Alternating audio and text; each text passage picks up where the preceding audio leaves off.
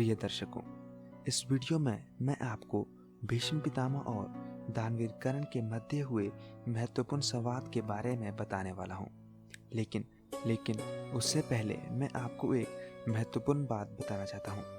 आपने महाभारत, श्री कृष्णा, सूर्यपुत्र, कर्ण जैसे TV serials तो देखे ही होंगे। इनमें टीआरपी के लिए बहुत कुछ छेड़खानी की जाती है। आप में से बहुत से लोग शायद ये जानते भी होंगे, लेकिन कुछ लोग तो इन टीवी सीरियल्स को ही सच मानते हैं, क्योंकि उनके मन में उन किरदारों, उन कलाकारों की वैसी ही छवि बन जाती है जैसी वे टीवी पर देखते हैं और उन्हें दिखाई जाती है। लेकिन अगर आप वास्तविक महाभारत के बारे में जानना चाहते हैं तो हमारे चैनल को सब्सक्राइब करके बेल आइकन दबा देना और इस वीडियो को पूरा देखे बिना अपनी प्रतिक्रिया मत देना। दोस्तों, भीष्म पितामह जब तक जीवित थे तब तक वो कर्ण का हमेशा अपमान किया करते थे, हमेशा कर्ण के पराक्रम को कम आंकते थे और कर्ण को हमेशा ही डांट लगाया करते थे। लेकिन जब वो मृत्यु शैया पर थे तब कर्ण उनसे मिलने गए थे और तब भीष्म पितामह ने कर्ण के बारे में जो बातें कही थी वो मैं आपको इस वीडियो में बताने वाला हूँ। दोस्तों, इस घटना का वर्णन महाभारत के भीष्म पर्व में मिलता है, वहीं से मैं आपको इसका वर्णन करने वाला हूँ।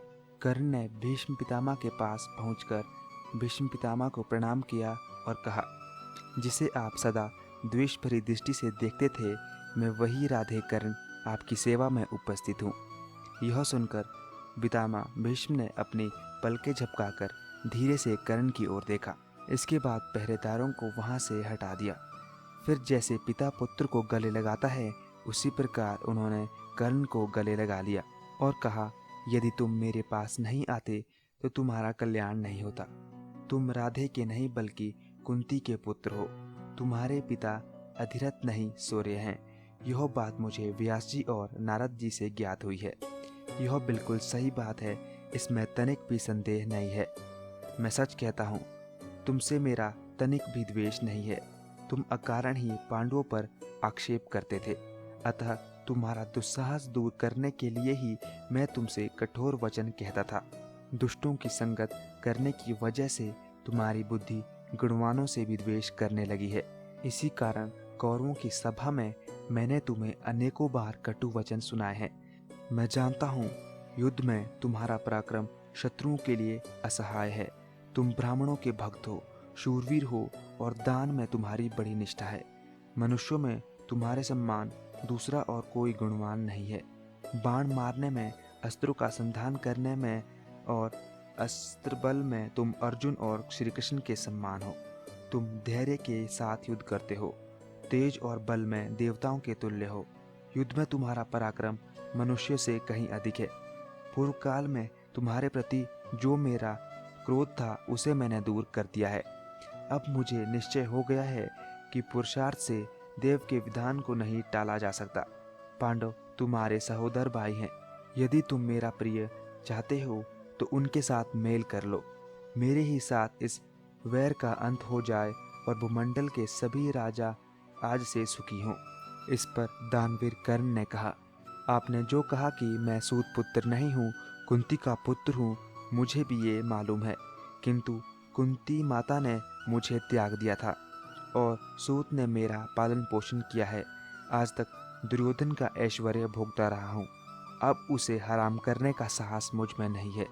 जैसे वासुदेव नंदन श्री कृष्ण पांडवों की सहायता में दृढ़ हैं, उसी प्रकार मैंने भी दुर्योधन के लिए अपने शरीर, पुत्र, धन, स्त्री और यश को निछावर कर दिया है। जो बात अवश्य होने वाली है उसको पलटा नहीं जा सकता। पुरुषार्थ से देव के विधान को कौन मिटा सकता है। आपको भी तो पृथ्वी के नाश की सूचना देने वाले अपशगुन ज्ञात हुए थे, जिन्हें आपने सभा में बताया था। मैं भी पांडवों और भगवान श्री कृष्ण का प्रभाव जानता हूँ। ये मनुष्यों के लिए अजेय हैं, तो भी मेरे मन में यह विश्वास है कि मैं पांडवों को रण में जीत लूँगा।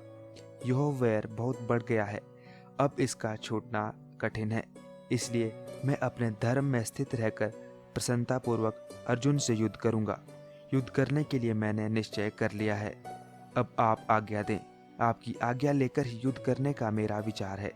अब तक अपनी चंचल बुद्धि के कारण मैंने जो कुछ कटु वचन आपको कहा हो या प्रतिकूल आचरण किया हो, उसे आप क्षमा करें। इस पर भीष्म पितामह बोले, यदि यह वैर मिट नहीं सकता तो मैं तुम्हें युद्ध के लिए आज्ञा देता हूँ। तुम स्वर्ग की कामना से ही युद्ध करो। क्रोध का त्याग कर अपनी शक्ति और उत्साह के अनुसार रण में पराक्रम दिखाओ। सदा सत्पुरुषों का आचरण पालन करो। अर्जुन से युद्ध करके तुम क्षत्रिय धर्म से प्राप्त होने वाले लोकों में जाओगे। अहंकार त्याग कर अपने बल और पराक्रम का भरोसा रखकर युद्ध करो। क्षत्रिय के लिए धर्म युक्त युद्ध से बढ़कर दूसरा कोई कल्याण का साधन नहीं है। कर्ण, मैंने शांति के लिए महान प्रयत्न किया है, किंतु इसमें सफल ना हो सका। इस पर कर्ण ने उन्हें प्रणाम किया और उनकी आज्ञा लेकर रथ पर बैठकर दुर्योधन के पास चला गया। तो दोस्तों, ये संवाद यहीं पर समाप्त होता है। इस संवाद से पता चलता है कि भीष्म पितामह कर्ण के पराक्रम और शौर्य को भली भांति जानते थे। कर्ण को अपनी शक्तियों का अभिमान ना हो, वो कोई अनुचित कार्य ना कर दे, इसलिए ही भीष्म पितामह कर्ण को बार बार टोका करते थे। वे जानते थे कि कर्ण एक महान आत्मा है जो दुष्टों की संगत में पाप की भागी बन जाएगी। भीष्म पितामह ने कर्ण को अर्जुन के समान ही श्रेष्ठ धनुर्धर बताया है। तो दोस्तों, ये वीडियो आपको कैसी लगी कमेंट करके ज़रूर बताना, और हो सके तो वीडियो को भी लाइक कर देना।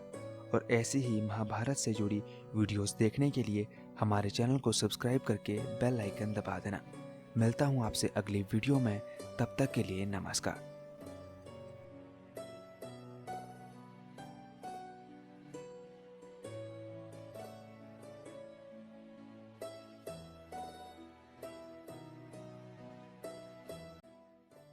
दोस्तों, दानवीर कर्ण कितने बड़े योद्धा थे, मुझे आपको ये बताने की आवश्यकता नहीं है।